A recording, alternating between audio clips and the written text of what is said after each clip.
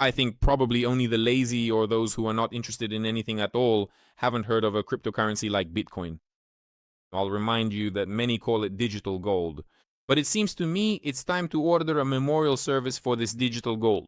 Some kind of strange gold. October 2025. That was quite a long time ago. 10 months have passed since then. And if you look at the S&P 500 index chart, which is the main indicator of the global economy, and in particular the US economy, then in the 10 months that have passed since last October, it has hit an all-time high 6 times. That is, it was updated in 6 of those months. If we take a closer look at the asset often called digital gold, which is Bitcoin, then over these same 10 months, it has hit a 6-month low 5 separate times. And in some of those concerning cases, the price has even plummeted to reach a new yearly low. And now the question is, what to expect next? And today we will look at the Bitcoin chart and analyze its prospects. I will tell you honestly that it is on the verge of an even deeper decline, given that unlike the S&P 500 index, which today, August 13th, once again set a new all-time high, Bitcoin is trading at approximately 50% or half of its all-time high. And so we will discuss whether it will hold at the current level or go significantly lower. And such a prospect is emerging for it right now. Let's look at the chart. What do we see? We see that Bitcoin is trading at the level of $63,137. Let me turn on the white cursor highlight so you can see it better. Now that you can clearly see it on your screen, I really want to take a moment to point out this specific dashed red line right here. It actually passes through the closing point of the June 7th candle. But what's important here isn't so much this line as the level of $63,332, but rather the 50-period moving average. So if I remove all the markings on the chart now, you can see that here it is. The 50-day moving average has been support for Bitcoin for several days, and today it risks breaking below it. If it breaks below it, then the next target level for the decline is $62,800, but we have already been there. But the very fact of closing below this average suggests that the trend might reverse, and formally, it has already reversed. When this drop candle on August 10th engulfed, well, at least 2 days of growth, 2 green candles. And formally, since we have hit this target level, the next one is located approximately in the area of $62,300. Then our next target moves to the area of $60,870. And finally, somewhere around here in the area of $58,500. And as a consequence, a new yearly low below $57,750. Let's look at the situation from the perspective of monthly candles.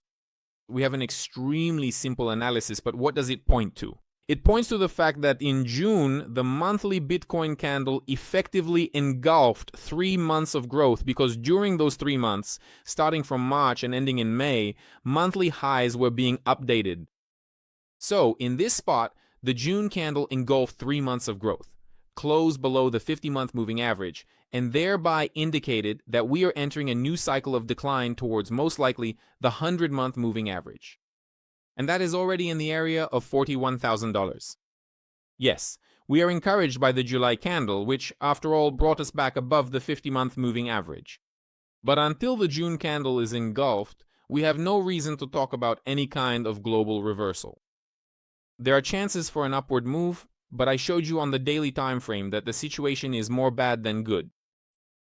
That is, if today, let's switch back to the daily candles, if Bitcoin closes today lower than the 50-day moving average and lower than the level of $63,332, because this is, albeit unreliable, still support, right?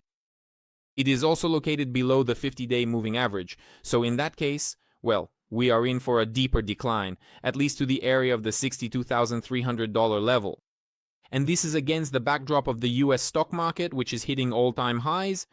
So much for digital gold. But let's hope that today's candle still closes green, and then we will have a chance. A chance to move where? Right here, to the August 11th candle. And in order to engulf it and at least start assuming some kind of growth, we need to see the daily close above $64,000. And right now it's $63,288. Now let's look at the weekly candles. There's a pretty interesting situation here too. Look, the week before last, the red or orange one closed by engulfing 3 weeks of growth. So we had a green week, a green one, a green one. Each of them provided a higher low and a higher high. And so in 1 week, this 3-week growth was engulfed. Nevertheless, we remained above the 200-week moving average. This, let's say, gave very modest chances that this was a stop-loss run, and the following week was green, but without engulfing the red one, and the current one risks engulfing the previous green one as well, and finally closing below the 200-week moving average. If this happens, it will be a very bad signal for growth.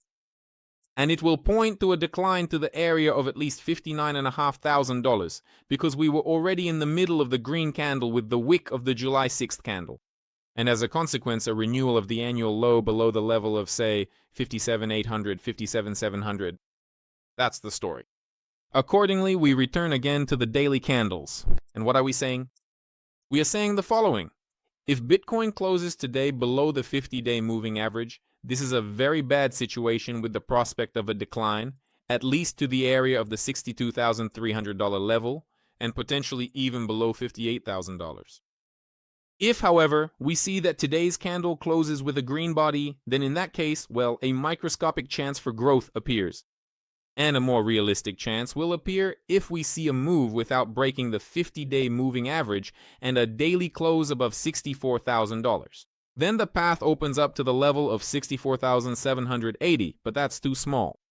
And potentially up to here, $66,328, because this is quite an interesting pivot point. It's an important resistance.